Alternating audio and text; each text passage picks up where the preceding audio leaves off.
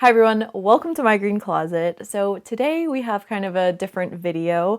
This morning I got an email from a brand and I did what I always do. I went to their website to go do some more research, check them out, see what they're about. And I pretty quickly started to get greenwashing vibes from this brand. So I thought it would be a great opportunity for us together to take a look. I can show you guys what I typically look for when I'm researching a brand and also what are red flags to me. And before we jump into it, I do want to be very clear that I have no idea what's actually going on behind the scenes of this brand. All I'm doing is sharing my own personal thoughts and opinions based on what they have on their website. But I thought that this could be a really good sort of case study when it comes to assessing brands for greenwashing. Okay, so let's jump right into it.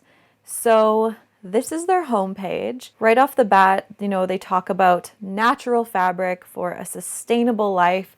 So we are really honing in on those kind of buzzwords, keywords, which if you're at all familiar with greenwashing, these words kind of mean nothing. You really have to have something to back them up. And they're used all the time for greenwashing. And the fact that they're in green as well, right? Now, this at first glance might not be bad. I don't necessarily think it's a red flag, but we really do see that they are trying to hone in on that green, sustainable, eco-friendly vibe. Okay, so checking out their homepage, it's pretty standard. It looks like they are a member of 1% for the Planet. They also use plastic-free soluble pack bags. Okay, so one of the first things that I always do whenever checking out a brand is going to their About Us, just to get some more information, some more background on the brand. So we're going to click Our Story. Okay, so right off the bat, they're saying goodbye to plastic and embracing natural in quotes. That's kind of interesting. So again, we're seeing a lot of buzzwords: zero waste, plastic free, environmentally friendly, sustainable fashion. A lot of brands use these buzzwords. They're good for SEO.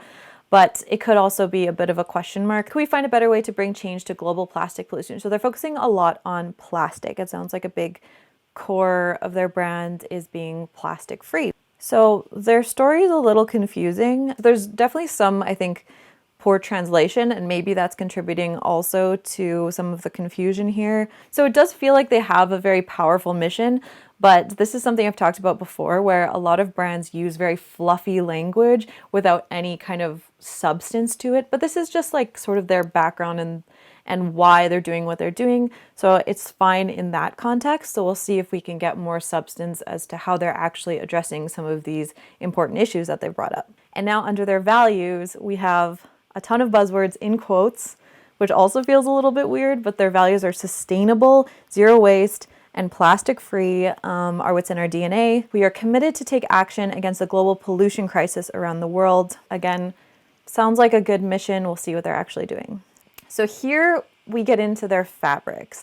And fabrics are a really important way that brands can demonstrate their commitment to sustainability. So their fabrics, they say, are certified by GRS, the Global Recycling Standard. So you can trust that everything you wear is responsibly sourced, proven quality, and biodegradable. So my understanding of the Global Recycling Standard, that's a standard that looks at recycled content. It doesn't have to do with biodegradability. Okay, so here for me was a big red flag. They have these 4 proprietary materials, and they use words like eco-mousse, ecozy are 2 of the names of them, which sound like, some kind of new sustainable material. But let's take a look and see what they actually are. So let's look at their eco-mousse. Again, we have a little blurb about why sustainable materials are important, and they're claiming their materials are environmentally and ethically sourced. So eco-mousse, they say, is a fabric made of Draylon acrylic fiber. And then when we scroll down, they've got some of the fiber properties, and they say that it is a combination of rayon, acrylic, cotton, and spandex. So if you know anything about fibers, right off the bat, we know that acrylic is a plastic fiber. So this is definitely not a plastic-free product. We also know that rayon can be very chemically intensive and damaging to produce. And then they're using just regular cotton, not organic cotton, and spandex, which again is another synthetic. Like, there's no real sustainability here. It's just a combination of rayon, acrylic, cotton, and spandex. Like, maybe the Draylon acrylic is what makes it sustainable. And if we scroll down here, okay, they say Draylon is an acrylic fabric coated with Teflon Teflon is not a great material. They're saying it is a classic water-resistant outdoor fabric, perfect for outdoor use, cushions, tablecloths, and the like. So it sounds like it's a sports-focused fiber. From their website, it doesn't necessarily seem like they were using it in technical apparel, though. They're using more as like a wool alternative. This material, this eco mousse, has nothing particularly sustainable about it. So let's go check out another one. Let's look at their Mia Moon. So we have the same introduction about why sustainable materials are important. So Mia Moon is a fabric made of modal and miyabi acrylic fibers. Again, more acrylic. So this is made from modal. Now modal is a cellulose synthetic, and modal is a bit tricky because if we're looking at closed loop processes, it has to be lensing modal that uses a closed loop process. If it is just generic modal, we don't know how it was made. We don't know where it was sourced from. We don't know if it was made in a closed loop process. So there's a lot of sustainability question marks there. Then we have miyabi acrylic and spandex. So again, we've got a huge synthetic portion. And for all their talk about plastic-free and natural, they're using a lot of synthetic fibers. Okay, let's check out another fabric. This is Skin Kiss. So we have the same blurb at the front. Now they're saying Skin Kiss is made out of rayon, made from tree and plant pulp. And the fabric content is rayon spandex. Again, we've got some synthetic content, so this is not plastic free, it's not biodegradable. If you're interested about the biodegradability of clothing, I actually have a whole other video all about that, which I can link if you want to check that out. So they're just explaining what a cellulose synthetic is. And the thing is, they're not talking about any particular or unique sustainable benefits that their rayon has. It just seems like it's generic rayon. And let's check out their final fabric, which is Ecozy. Hopefully it's actually natural. Ecozy is a fabric made of wood-based cellulose fiber. Again, we've got another cellulose synthetic extracted from certified wood sources. Okay, so that's good. It is super soft and smooth, giving a natural feel. So their Ecozy is a blend of cotton, viscose, and spandex. And so this is what really got me, because these fabrics are no different than anything you might find anywhere. There's no particular sustainable benefits or features. So they're taking this fabric, which is just a cotton, viscose, spandex blend, and they're calling it Ecozy as if it's somehow more sustainable than any other cotton, viscose blend you could find anywhere. Let's click on one of their products to see if maybe on the product page they offer us a little bit more insight into their fabrics or sustainability. So let's pick this. They've got some cute clothes. Like, it definitely feels trendy, which can be a good thing and a bad thing. Okay, so on their page, they're saying that this is Ecozy wood cellulose. They're saying it is 100% degradable. The cotton is biodegradable. The viscose may be biodegradable, may also potentially release some harmful things into the earth. The spandex is not biodegradable. To me, you can't call something biodegradable unless it is entirely biodegradable, because it's not like we can take a piece of clothing and remove all the spandex fiber and put the rest in our compost, right? That doesn't happen. Okay, so here they actually have some certifications. Oeko-Tex certified means that there should be no harmful substances in it. FSC looks at sustainable wood sourcing, so ensuring that they're not, clear-cutting old-growth forests. That's a really good thing to look for with viscose. And then we've got the global recycling standard.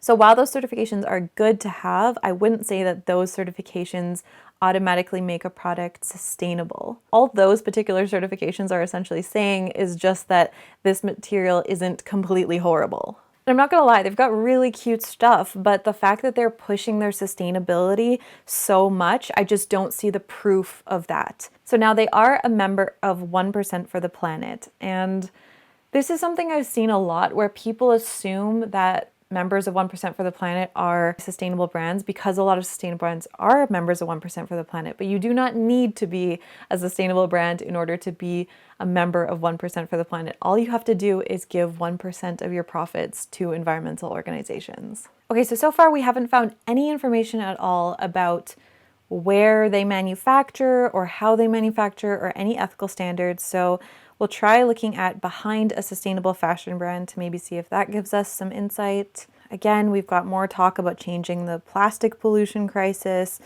which I don't know what they're doing to do that, except for not using plastic bags. Okay, so again, behind their sustainable fashion brand, they're just giving us more information about the same fabrics that were on the other page. This is something that I see a lot when it comes to greenwashing, is they're just saying, oh, our fabrics are green, our fabrics are green. And a lot of times their fabrics are actually more green than this, but they're not doing anything else. Like, to me, a sustainable brand isn't just about using sustainable fabrics. You have to have sustainability as part of your entire production process, really as a core part of your business. Just using sustainable fabrics does not make you a sustainable brand. So when a brand doesn't really have much available in their About section, the next thing I'll try to do is look for some FAQs. Okay, so in their FAQs, it says nothing about where they manufacture, any kind of ethical standards they have. This innovative lab looks like it's just more information about these 4 fabrics. This is another red flag that I see a lot, where the websites just kind of send you in circles. So you go over to this innovative lab, it links to the materials. You go here to our story, it links to the materials, to behind the sustainable fashion brand. It's all just going back to reinforcing the sustainability of their materials without giving us any other information. So let's go back to their homepage where they talked about having a non-plastic bag. Zero pollution, it's water soluble. Let's learn more about it. OGL follows a principle of zero waste. So what does zero waste actually mean to them? Is it just that they don't have any plastic packaging? They also say that they are plastic free. Again, are they just referring to their packaging? Because we know that there's plastic in their clothing. And packaging is a really tough thing, because I think sustainable packaging is really important, but sustainable packaging is also the easiest thing a brand can do, and it's one of the most consumer-facing things they can do. So it's really easy to say, oh, we're using, natural packaging or biodegradable packaging or just changing up our packaging, and it looks great to customers, but if you look at their entire supply chain, that is such a small little piece, but brands like to do it because it's better to market than saying, oh, we're reducing plastic in our factory, right? So their bags are apparently soluble in water. So one of the only functions of plastic poly bags when it comes to clothing production is to protect clothing from water damage. This is why even sustainable brands use plastic poly bags, is because they are often shipped in rain, can be shipped by cargo ships, exposed to the elements, and clothing can get damaged. And there's been some really interesting case studies where brands have looked at whether or not they should give up plastic packaging in their clothing for shipping their big wholesale orders and stuff like that. And what they've found is that the waste that comes from damaged clothing is so much worse than the plastic waste. So it's a really hard decision for brands to make, and I do have a blog post more about this specific topic, which I will link as well. But the main reason why brands use plastic packaging is to protect from water and damage. So if you have a water-soluble plastic bag, you might as well just have no bag at all. I hope I didn't miss anything, but that is all the information I've been able to find on their website, and we know very little about any of their sustainability initiatives, and we know absolutely nothing about their production, about their ethical standards, if their workers are being paid fair wages. We don't know anything. Okay, so again, I want to reiterate that this is just my own thoughts and opinions based on their website. I have no idea what's actually going on behind the scenes with this brand, but to me, I would not purchase from this brand, and I definitely feel like there is some greenwashing going on. If we're really looking at what greenwashing means, it is your talk and what you're saying not matching your actions and what you're doing. And I think this is a really good example of a brand who has lots and lots of talk. They're saying a lot about how important it is to protect the environment, to protect the oceans, to reduce plastic, to do all of these great things. So it all sounds really great and nice, but then when we look at their actions, what are they actually doing?